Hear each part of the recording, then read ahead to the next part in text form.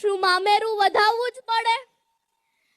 Social મીડિયામાં એક post ખૂબ વાયરલ થઈ હતી કે મામેરાની વિધિ સમયે મામેરું વધાવતા એક બહેનની આંખમાંથી આંસુ આવી ગયા કે ભાઈ બહેન માટે ઓછું મામેરું લાવ્યા હતા એ માટે નહીં, પણ પ્રસંગમાં હાજર સ્ત્રીઓ એમના ભાઈનું સામાન્ય મામેરું જોઈને એમની મજાક ઉડાવતી હતી.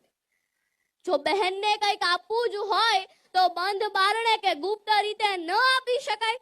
સમાજમાં ઢંઢેરો પીટીને ગામને બતાવવાની શું જરૂરિયાત છે? અને હમણાં તો અલગ જ વાના રસમ, પીઠી રસમ, છાપ ડેકોરેશન અને છાપ ડેકોરેશનના ક્રેઝમાં છાપમાં મૂકવા માટે મોંઘાદાટ કપડાં અને 8 થી 10 લાખ રૂપિયાના ઘરેણા તો ખરા જ. શું આ ઘરેણા આપણે પહેરવાના છીએ? એ ક્યાં રહેવાના છે?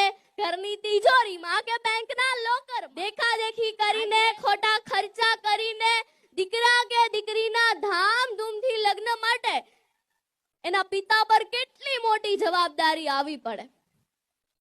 આ બધું જ જાણવા છતાં મૌન સેવાય છે.